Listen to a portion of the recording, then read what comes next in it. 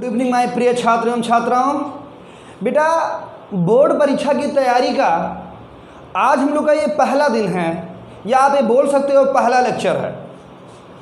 और जितने भी विषय आपके 11th एग्रीकल्चर में हैं, जितने भी विषय 12th एग्रीकल्चर में हैं बेटा, हम लोग एक एक विषय करके समस्त विषय को आपका तैयार कराएंगे या समस्त विषय को अच्छे से पढ़ाएंगे ताकि आपको बोर्ड परीक्षा में किसी प्रकार की कोई दिक्कत ना हो।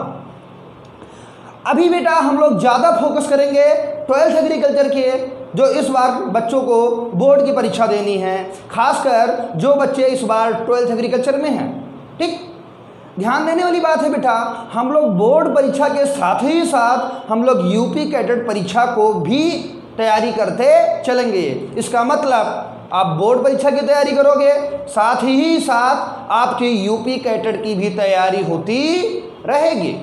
ठीक बेटा, हम आपको जो 11th के छात्र हैं उन्हें वनस्पति विज्ञान पढ़ाएंगे और जो 12th के छात्र हैं उन्हें जंतु विज्ञान पढ़ाएंगे। ध्यान देना बेटा, फिर मैं कह रहा हूँ, जो 11th के छात्र हैं उन्हें मैं वनस्पति विज्ञान पढ़ाऊँगा और जो 12th के छात्र हैं उन्हें जंतु विज्ञान पढ़ाऊँगा। ध्यान देना बेटा, आइए शुरू करते हैं। सबसे समझने वाली बात है बेटा, एक शब्द है जिसको हम लोग बोलते हैं जीव विज्ञान। क्या बोलते हैं? जीव विज्ञान।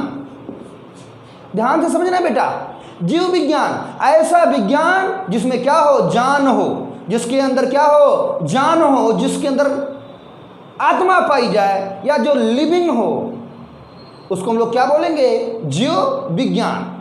बेटा, जान या आत्मा या लिविंग दो ही चीज़ हो सकती है, या तो बेटा वो पौधा हो सकता है या तो वो जंतु हो सकता है। और इन सब को हम लोग किस में पढ़ते हैं? जीव विज्ञान में पढ़ते हैं। तो जीव विज्ञान में आप लोग किसका अध्ययन करोगे? जीवित ऑर्गेनिज्म को, जीवित जंतुओं को या जीवित पौधे जो होते हैं, इन सब का अध्ययन हम लोग किस में करते हैं? जीव विज्ञान में। ध्यान देना बेटा, एक वैज्ञानिक थे, उनका नाम था लैमार्क और ट्रिवेनस। एक वैज्ञानिक थे, उनका नाम था लैमार्क और ट्रिवेनस। इन्होंने बेटा जीव विज्ञान के बारे में बताया था। कभी कभी एग्जाम में 1 नंबर वाला क्वेश्चन लिखने वाला आ जाता है कि जीव विज्ञान के बारे में किसने बताया था, तो आप क्या लिखोगे कि जीव विज्ञान के बारे में सर्वप्रथम लैमार्क और ट्रिवेनस ने बताया था। ठीक, जीव विज्ञान के बारे में किसने बताया था? लैमार्क और ट्रिवेनस ने बताया था। बेटा थोड़ा आगे चलोगे अगर जीव विज्ञान के, तो एक चीज़ बेटा समझने वाली बात है, ये जो जीव विज्ञान है इनको 2 भागों में बांटा गया है। जो जीव विज्ञान है इनको 2 भागों में बांटा गया है बेटा। पहले को बोलते हैं जंतु विज्ञान। क्या बोलते हैं? जंतु विज्ञान बोलते हैं। और बेटा दूसरे को बोलते हैं वनस्पति विज्ञान। बेटा इसको साथ ही साथ आप पेन कापी लेके बैठना, लिखते चलना, ये आपको मदद करेगा। सब लिख लेना है, सब याद कर लेना है। जीव विज्ञान क्वेश्चन पूछा जाता है कि जीव विज्ञान की कितनी शाखाएं हैं, तो आप बोलोगे जीव विज्ञान की कितनी शाखाएं हैं? 2 शाखाएं हैं। जीव विज्ञान के बारे में सर्वप्रथम किसने बताया था? तो लैमार्क और ट्रिवेनस ने बताया था। बेटा ध्यान देना, जीव विज्ञान की 2 शाखाएं हैं, जंतु विज्ञान और वनस्पति विज्ञान। नाम ही से पता है जंतु विज्ञान ऐसा विज्ञान जिसमें जंतुओं का अध्ययन करते हों, ऐसा विज्ञान जिसमें जंतुओं का अध्ययन करते हैं उसे जंतु विज्ञान कहते हैं। और बेटा ध्यान देना, अगला है वनस्पति विज्ञान। वनस्पति विज्ञान में ऐसा विज्ञान जिसमें पौधों का अध्ययन करते हैं या जिसमें पेड़ पौधों का अध्ययन करते हैं, उसको वनस्पति विज्ञान कहते हैं। परिभाषा बेटा आपको समझ में आ गई होगी। आप अपने पेन से अपने कॉपी में लिख लेना, क्या कि जंतु विज्ञान में जंतुओं का अध्ययन करते हैं, वनस्पति विज्ञान में पौधों का अध्ययन करते हैं। बायोलॉजी के बारे में या जीव विज्ञान के बारे में सर्वप्रथम लैमार्क और ट्रिवेनस ने बताया था। ठीक, उसके बाद बेटा कुछ वैज्ञानिक संबंधित हैं जो कभी कभी एग्जाम में तुम्हारे बोर्ड के परीक्षा में पूछे जाते हैं। जैसे बेटा एक वैज्ञानिक हैं, उनका नाम है अरस्तु। क्या नाम है? एक वैज्ञानिक है, इनका नाम अरस्तु है। बेटा इनको कहा जाता है जंतु विज्ञान के जनक। इनको कहा जाता है जंतु विज्ञान के जनक। ये तुम्हारे बोर्ड में पूछा जाता है, बोर्ड में लिखने के लिए भी आता है क्या कि जंतु विज्ञान के जनक कौन है। कभी कभी बच्चे गांव के होते हैं, पिता भी पढ़ाया जाता है, तो जंतु विज्ञान के जनक या जंतु विज्ञान के पिता कौन होते हैं? अरस्तु होते हैं। इसके बाद बेटा जब हम लोग बात करते हैं वनस्पति विज्ञान की, तो वनस्पति विज्ञान जो है बेटा, इसके पिता जो होते हैं वो हैं थियोफ्रेस्टस। कौन है? थियोफ्रेस्टस। ये समझने वाली बात है बेटा, खूब एग्जाम में क्वेश्चन पूछा जाता है कि जंतु विज्ञान में जंतुओं का अध्ययन किया जाता है और जंतु विज्ञान के पिता अरस्तु हैं। वनस्पति विज्ञान में पौधों का अध्ययन किया जाता है और वनस्पति विज्ञान के पिता कौन है? थियोफ्रेस्टस है। अगर ये ना पूछा जाए तो क्वेश्चन क्या होगा कि जीव विज्ञान की कितनी शाखाओं में बांटा गया है? जीव विज्ञान को 2 शाखाओं में बांटा गया है। कौन कौन सा? जंतु विज्ञान और वनस्पति विज्ञान। जंतु विज्ञान में किसका अध्ययन करोगे? जंतुओं का अध्ययन करोगे। वनस्पति विज्ञान में किसका अध्ययन करोगे? पौधों का अध्ययन करोगे। जंतु विज्ञान के पिता कौन हैं? अरस्तु हैं। वनस्पति विज्ञान के पिता कौन हैं? थियोफ्रेस्टस हैं। और बेटा जीव विज्ञान के बारे में किसने बताया था? लैमार्क और ट्रिवेनस। लेकिन बेटा ये क्वेश्चन खूब अच्छा आता है कि ये जो जीव विज्ञान है इसके पिता अरस्तु हैं। जीव विज्ञान के पिता कौन हैं? अरस्तु। इंपॉर्टेंट क्वेश्चन पूछा जाता है कि जीव विज्ञान के पिता कौन होते हैं? अरस्तु होते हैं। इसका मतलब अरस्तु 2 के पिता हो गए, 2 के जनक हो गए। जीव विज्ञान के पिता भी अरस्तु हैं, जंतु विज्ञान के पिता भी अरस्तु हैं, वनस्पति विज्ञान के पिता थियोफ्रेस्टस हैं। और जीव विज्ञान की कितनी शाखाएं हैं? 2। कौन कौन सी बेटा? जंतु विज्ञान और वनस्पति विज्ञान। परिभाषा बहुत कम पूछी जाती है क्योंकि हर बच्चा जानता है, नाम है जंतु विज्ञान तो जंतुओं का अध्ययन, नाम है वनस्पति विज्ञान मतलब पौधों का अध्ययन। बेटा क्वेश्चन क्या पूछा जाएगा कि बायोलॉजी विज्ञान के बारे में बताया किसने? तो लैमार्क और ट्रिवेनस ने। जीव विज्ञान के पिता कौन हुए? अरस्तु हुए। जीव विज्ञान की शाखाएं कितनी? 2। जंतु विज्ञान में किसका अध्ययन करोगे? जंतुओं का अध्ययन करते हो। जंतु विज्ञान के पिता अरस्तु। वनस्पति विज्ञान में किसका अध्ययन करोगे? पौधों का अध्ययन करोगे। वनस्पति विज्ञान के पिता कौन होंगे? थियोफ्रेस्टस होंगे। खूब एग्जाम में पूछा जाता है। और बेटा ये तो जरूर याद रखना कि जीव विज्ञान के पिता कौन है? अरस्तु हैं। इतना आप लोग लिख लिए होंगे बेटा। पेन से लिखते चलना, याद करते चलना। ये आपको सारे के सारे बोर्ड में क्वेश्चन पूछे जाते हैं और पूछे जाएंगे भी। आइए थोड़ा आगे हम लोग बात करेंगे। इसके बाद क्योंकि आज हम 12th एग्रीकल्चर के बारे में पढ़ा रहे हैं तो हम लोग सिर्फ और सिर्फ जंतु विज्ञान पढ़ेंगे। क्या पढ़ेंगे? जंतु विज्ञान। ये बेटा जो आज का वीडियो है ये सिर्फ और सिर्फ 12 एग्रीकल्चर छात्रों के लिए है। क्यों? क्योंकि इंटर में 12th में 12वीं क्लास में जंतु विज्ञान पढ़ाया जाता है और 11वीं में वनस्पति विज्ञान पढ़ाया जाता है। तो आज हम लोग किसके बारे में पढ़ेंगे? जंतु विज्ञान के बारे में पढ़ेंगे। तो बेटा ध्यान देना, जंतु विज्ञान में किसका अध्ययन करोगे? जंतुओं का अध्ययन करोगे। जंतु विज्ञान में किसका अध्ययन? जंतुओं का अध्ययन। जंतु विज्ञान के पिता अरस्तु। जंतु विज्ञान के पिता अरस्तु होते हैं। ठीक। उसके बाद ध्यान देना बेटा, अब हमको देखना यह है कि हमें जंतु विज्ञान में पढ़ना क्या क्या है।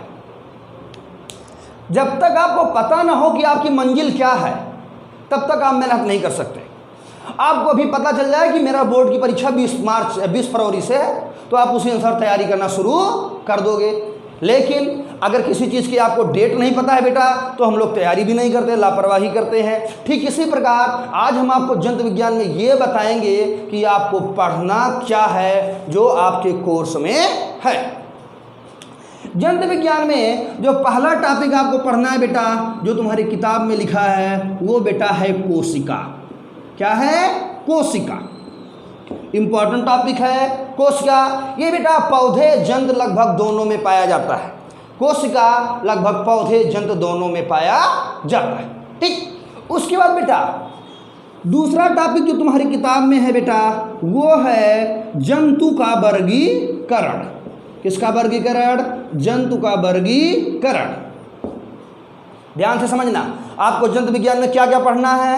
पहले तो पढ़ना है कोशिका के बारे में पढ़ना है, फिर आपको पढ़ना है जंतुओं का वर्गीकरण, और इसके बाद बेटा तीसरा एक और चैप्टर आपके जंतु विज्ञान में दिया गया है, जिसका नाम है आनुवांशिकी, या हम लोग इसको आनुवांशिकता भी कहते हैं। क्या कहते हैं? आनुवांशिकता या आनुवांशिकी भी कहते हैं। ये बेटा 3 अध्याय नहीं है, ये 3 खंड है। कितने खंड हैं? 3 खंड हैं। जैसे बेटा पहले क्या, अभी लॉकडाउन में रामायण आ रहा था, आप लोग देखे होंगे कि रामायण तो एक कॉमन शब्द है, लेकिन पहले छोटी छोटी सीडी की कैसेटें आती थी। मान लो एक कैसेट में है सीता हरण, दूसरे कैसेट में है रावण को मारा गया, या तीसरे कैसेट में है कि राम का वनवास कैसे हुआ। ऐसे न जाने कितने सीडी कैसेटें होती थी, लेकिन बेटा उन सब कैसेटों में क्या होता था? रामायण होता था। क्या होता था? रामायण। इसका मतलब यहाँ भी ऐसे छोटे, ये तो बड़ा एक खंड है, लेकिन इसके अंदर बहुत सारे चैप्टर है जिनका अध्ययन हम लोग को करना है। ये देखने में 3 है बेटा, लेकिन जब इसको पढ़ोगे तो कम से कम आपको 3 महीना लग जाएगा। और मैं ये कहता हूँ 3 महीने में आपको अगर 12 बजे रात में कोई जगाएगा और जंतु विज्ञान का नाम लेगा ना, कहीं भी से क्वेश्चन पूछ ले, आंख मूंद के तुम बताओगे, आंख बंद करके बताओगे, कहीं भी से। ये मैं तुमको बताना चाहता हूँ। और जैसे जैसे आपको वीडियो मिलता जाएगा बेटा, आपका खुद विश्वास बढ़ता चला जाएगा। ठीक, हम लोग सबसे पहले होता क्या है बेटा, पहले किसी भी चीज़ को पढ़ने से पहले उसकी हाईलाइट देखी जाती है। हाईलाइट मतलब जैसे कोई मूवी शुरू होती, कोई पिक्चर शुरू होती है, तो पहले 5 मिनट का ट्रेलर चलता है मूवी में, और उस 5 मिनट के ट्रेलर में मूवी की पूरी जानकारी हो जाती है। तो आइए बेटा, थोड़ा हम लोग पहले हाईलाइट पढ़ेंगे, फिर थोड़ा हम लोग इसके बारे में डिटेल बाद में पढ़ेंगे। अभी ध्यान से समझना। कोशिका, आइए बात करते हैं कोशिका क्या होती है। बेटा ये जीवन की सबसे छोटी इकाई होती है। जब हम लोग पैदा हुए थे तो हम लोग इतने बड़े थे, उसके बाद धीरे धीरे बढ़ते बढ़ते हम लोग इतने बड़े इंसान बन गए। पहले एक कोशिका बनी और फिर उसी कोशिका में विभाजन होता चला गया और धीरे धीरे इस शरीर का निर्माण हो गया। इसका मतलब जो जीवन की सबसे छोटी इकाई है, खूब एग्जाम में पूछा जाता है, जीवन की सबसे छोटी इकाई या जीवन की मूल इकाई क्या होती है? कोशिका। एक कॉपी में अपने लिख लेना। कभी कभी अगर कोशिका के बारे में पूछा जाएगा तो क्या लिखोगे? कोशिका जीवन की सबसे छोटी या मूल इकाई होती है। सर्वप्रथम कोशिका का निर्माण होता है। और बेटा ध्यान देना, कोशिका की खोज रॉबर्ट हुक ने की थी। किसने की थी? कोशिका की खोज रॉबर्ट हुक ने की थी। इसका मतलब अगर आपको कोशिका के बारे में लिखना हो तो क्या लिखोगे कि कोशिका जीवन की सबसे छोटी या जीवन की सबसे मूल इकाई है। कोशिका के बारे में सर्वप्रथम रॉबर्ट हुक ने बताया था। ठीक, ध्यान देना बेटा। और कोशिका को कहा जाता है जीवन की संरचनात्मक एवं क्रियात्मक इकाई।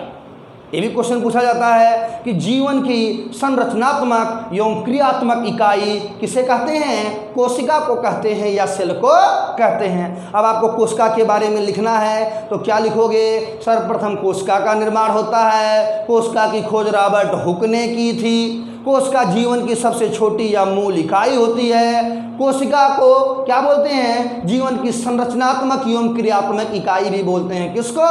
कोशिका को।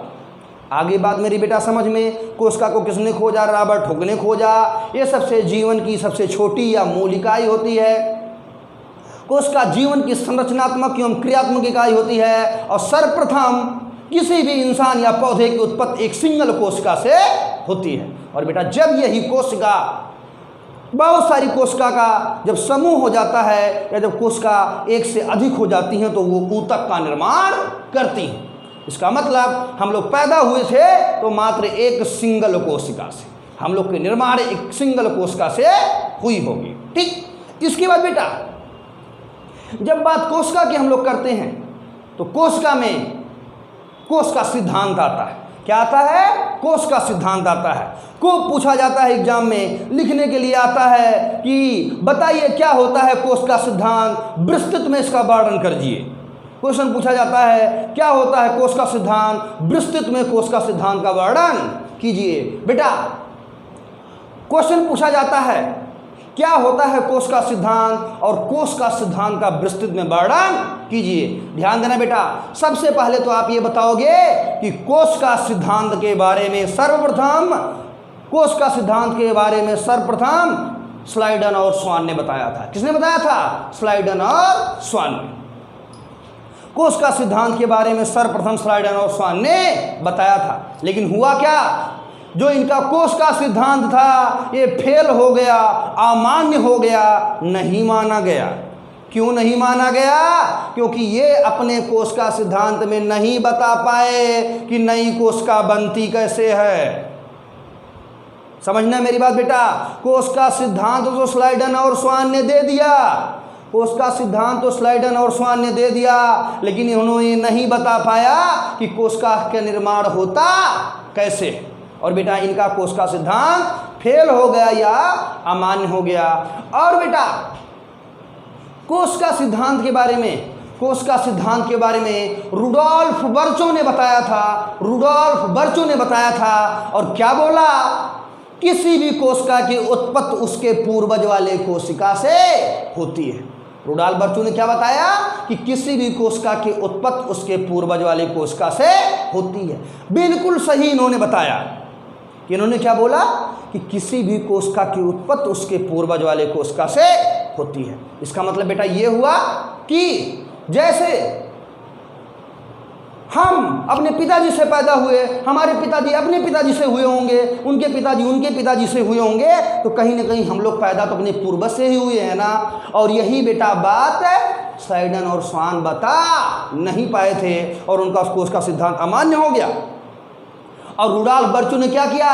कोश का सिद्धांत का रूपांतरण कर दिया और बताया किसी भी कोशिका की उत्पत्ति उसके पूर्वज वाले कोशिका से होती है। और रुडोल्फ बर्चो ने अपना कथन दिया, उसका नाम था बेटा ओमनी सेलुलाई सेलुला।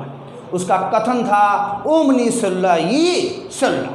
ठीक, इसका मतलब अगर आपको 2 नंबर वाला क्वेश्चन पूछा जाए कि कोश का सिद्धांत क्यों अमान्य हो गया या कोश का सिद्धांत किसने दिया था, कोश का सिद्धांत के बारे में बताएं, तो बेटा आप लिखोगे कि कोश का सिद्धांत स्लाइडन और स्वान ने दिया था। कोश का सिद्धांत अमान्य हो गया क्योंकि वो नहीं बता पाए कि किसी भी नई कोशिका की उत्पत्ति कैसे होती है और किसी भी नया कोशिका, किसी भी नई कोशिका की उत्पत्ति उसके पूर्वज वाले कोशिका से होती है। इसको रुडोल्फ बर्चो ने बताया और ये कोश का सिद्धांत का उन्होंने क्या किया? रूपांतरण कर दिया, नया रूप दे दिया। और बेटा उनके नए रूप का क्या नाम था? रुडोल्फ बर्चो के नए रूप का नाम था ओमनी सेलुलाई सेलुला। ओमनी सेलुलाई सेलुला। इसका मतलब बेटा तुम्हें याद हो गया होगा। अब आप सोच रहे होगे कि सर जी लिखा ही नहीं रहे हैं, लगता है यूपी कैडेट की तैयारी करा रहे हैं। नहीं बेटा, हम इतनी बार बोल रहे हैं, चाहोगे तुम्हारे पास पेन होगा तुम छाप लोगे। बेटा ये खोपड़ी है, दिमाग है। अगर एक बार दिमाग में कोई चीज़ घुस गया ना तो जीवन भर नहीं निकलेगा, पेन की कोई ज़रूरत ही नहीं पड़ेगी, जब मन करेगा तब लिख लोगे। और बेटा अगर हम तुम्हें छपवा दें और तुम्हें समझ में ही ना आए तो बेटा छापा हुआ बहुत कम दिन चलता है, लेकिन एक बार अगर दिमाग में छप गया तो मरते दम तक वो ख़त्म नहीं होगा। जैसे कोशिका की खोज किसने की थी? रॉबर्ट हुक ने की थी। कोशिका जीवन की सबसे छोटी या मूल इकाई होती है। कोशिका जीवन की संरचनात्मक एवं क्रियात्मक इकाई होती है। सर्वप्रथम कोशिका का ही निर्माण होता है। हम लोग की उत्पत्ति एक सिंगल कोशिका से हुई थी। जो कोशिका सिद्धांत था उसको स्लाइडन और स्वान ने दिया था। कोशिका सिद्धांत बेटा अमान्य हो गया था, फेल हो गया था, क्योंकि वो नहीं बता पाए थे कि नई कोशिका बनती कैसे है। नई कोशिका बनने के बारे में किसने बताया था? रुडोल्फ बर्चो ने बताया था। क्या बोला था? ओमनी सेलुलाई सेलुला। क्या बोला था? ओमनी सेलुलाई सेलुला, या किसी भी कोशिका की उत्पत्ति उसके पूर्वज वाले कोशिका से होती है। और इनका कथन क्या था? ओमनी सेलुलाई सेलुला। जंत विज्ञान के पिता कौन होंगे? जंत विज्ञान के पिता कौन होंगे? अरस्तु होंगे। वनस्पति विज्ञान के पिता कौन होंगे? थियोफ्रेस्टस होंगे। वनस्पति विज्ञान के पिता कौन होंगे? थियोफ्रेस्टस होते हैं। आगे बात मेरी बात समझ बेटा। आइए थोड़ा आगे हम लोग और चलेंगे।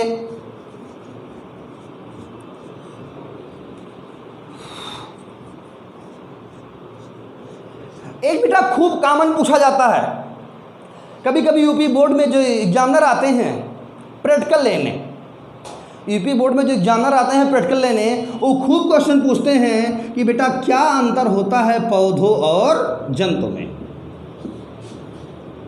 ये बड़ा कॉमन प्रश्न होता है और बेटा जिस बच्चों को नहीं आता उनकी बड़ी बदनामी भी करते हैं एग्जामिनर कि बताओ तुम्हें यही नहीं पता है कि पौधे और जंतु में अंतर क्या है।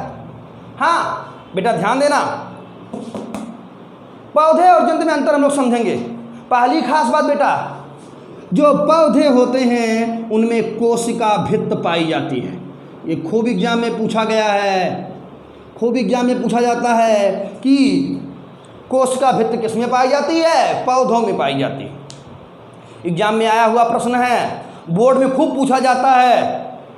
बेटा कुछ क्वेश्चन आते हैं अंतर बताओ, पूछेंगे कार्बोहाइड्रेट वसा में अंतर बताओ, पौधे जंतु में अंतर बताओ, एंजाइम प्रोटीन में अंतर बताओ। और अंतर बताते बताते बेटा अंतर वाला बड़ा इंपॉर्टेंट होता है, ये तुम्हें आएगा ना तो बहुत अच्छे मार्क्स मिलते हैं, नंबर कटता नहीं है।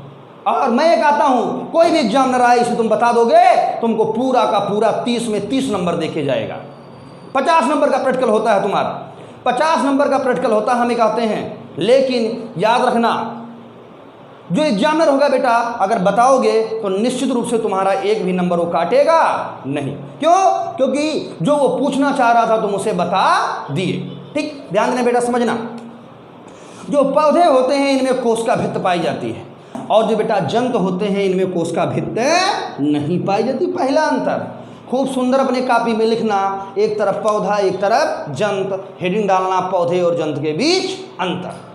पौधों में कोशिका भित्त पाई जाएगी, जंतुओं में कोशिका भित्त नहीं पाई जाएगी। दूसरी खास बात बेटा, जो पौधे होते हैं उनकी कोशिका भित्त सेलुलोज की बनी होती है। जो पौधे होते हैं इनकी कोशिका भित्त किसकी बनी होती है, सेलुलोज की बनी होती है। लेकिन बेटा जो जंतु होते हैं जब उनमें कोशिका भित्त ही नहीं पाई जाती है तो उनमें सेलुलोज भी नहीं पाया जाता है। आगे की बात मेरी समझ में बेटा, समझना मेरी बात। पौधों में कोशिका भित्त होगी, जंतुओं में कोशिका भित्त नहीं पाई जाएगी। पौधों में कोशिका भित्त पाई जाएगी, जंतुओं में कोशिका भित्त नहीं पाई जाएगी। पौधों में सेलुलोज पाया जाएगा, जंतुओं में सेलुलोज नहीं मेरे लाल, समझने वाली बात है कि पौधों में कोशिका भित्त पाई जाती है वो सेलुलोज की बनी होती है। बहुत बदनाम क्वेश्चन है। और जंतुओं में कोशिका भित्त ही नहीं होती तो सेलुलोज भी जंतुओं में नहीं पाया जाता है। ये दोनों में सबसे बड़ा अंतर है। और बेटा तीसरा अंतर, जो पौधे होते हैं उनमें हरित लवक पाया जाता है जिसको हम लोग क्लोरोफिल बोलते हैं, जिसके कारण पौधे हरे भरे होते हैं, प्रकाश संश्लेषण करते हैं और अपने भोजन का निर्माण भी कर लेते हैं। मेरे लाल समझना, पौधे में क्या पाया जाता है, क्लोरोफिल या हरित लवक पाया जाता है, जिसके कारण पौधे क्या करते हैं, प्रकाश संश्लेषण करके अपने भोजन का निर्माण कर लेते हैं। लेकिन बेटा जो जंतु होता है उनमें हरित लवक नहीं पाया जाता है, जंतु प्रकाश संश्लेषण नहीं कर पाते हैं और वो अपने भोजन का निर्माण भी नहीं कर पाते। तो बेटा यही 3 मुख्य अंतर है पौधे और जंतु के बीच। क्या क्या? पौधों में कोशिका भित्त पाई जाएगी, जंतुओं में कोशिका भित्त नहीं पाई जाएगी। पौधों में कोशिका भित्त पाई जाएगी, जंतुओं में कोशिका भित्त नहीं पाई जाएगी। पौधों की कोशिका भित्त सेलुलोज की बनी होती है, जंतुओं की कोशिका भित्त में सेलुलोज होगा ही नहीं क्योंकि कोशिका भित्त नहीं पाई जाती है। जो पौधे होते हैं बेटा इनमें हरित लवक पाया जाएगा जिसके कारण वो प्रकाश संश्लेषण करेंगे, अपने भोजन का निर्माण करेंगे। और जो जंतु होते हैं उनमें हरित लवक नहीं होता है, उनमें प्रकाश संश्लेषण भी नहीं होता और वो अपने भोजन का निर्माण नहीं कर पाते हैं। कोशिका की खोज किसने की थी? रॉबर्ट हुक ने। कोशिका सिद्धांत किसने दिया था? स्लाइडन और स्वान ने। ओमनी सल्ला ई सल्ला किसने बताया था? रूडोल्फ बर्चू ने। और जीवन की सबसे छोटी इकाई क्या होगी? कोशिका। जीवन की मूल इकाई क्या होगी? कोशिका। और बेटा कोशिका सिद्धांत अमान्य किसका था? स्लाइडन और स्वान का। क्यों? क्योंकि उन्होंने बता नहीं पाया था कि नई कोशिका बनती कैसे। ठीक, इसके बाद बेटा मैं आपको आज पौधे जंतु के बारे में बता दिया। ठीक, इसके बाद बेटा आपका अगला वीडियो आपको कल मिलेगा, अगला वीडियो आपको कल मिलेगा। आज आपका फर्स्ट डे था बेटा, 20 से 25 तक सिर्फ और सिर्फ आपको रजिस्ट्रेशन कराना है, वो भी निःशुल्क। 20 और 25 तक सिर्फ और सिर्फ आपको रजिस्ट्रेशन कराना है, वो भी निःशुल्क है। और रजिस्ट्रेशन बाबू, रजिस्ट्रेशन आपको करना है 97 92 96 94 22। जितने भी बच्चे 11 12 के हैं वो सिर्फ और सिर्फ 97 92 96 94 22 वाले नंबर पर अपना नाम, स्कूल का नाम, अपना मोबाइल नंबर और अपना ज़िला टाइप करेंगे। अपने व्हाट्सएप पे अपने स्कूल का नाम, अपना मोबाइल नंबर, अपना ज़िला और अपना नाम टाइप करके इसी नंबर पर व्हाट्सएप कर देंगे तो बेटा उनका रजिस्ट्रेशन हो जाएगा। सब वीडियो आपको प्रतिदिन मिलेंगे। 12th के जितने विषय हैं अभी मेनली हम लोग फोकस 12th पे करेंगे। जैसे जैसे एग्रीकल्चर के बच्चे जो, क्योंकि 12th के बच्चे अभी तक काफ़ी जुड़ चुके हैं, जैसे जैसे एग्रीकल्चर 11th के बच्चे जुड़ेंगे वैसे वैसे उनके भी वीडियो कल से मिलनी, 11th के बच्चों की भी वीडियो कल से मिलनी शुरू हो जाएगी। तो बस बेटा ये 20 से 25 तक पे टोटल डेमो क्लास है, सब निःशुल्क है। खूब बच्चों को शेयर करो, अपने मित्रों को देखें और उनको जब समझ में आए बेटा तब 25 के बाद वो एडमिशन लेंगे। तब तक के लिए बेटा थैंक यू, धन्यवाद।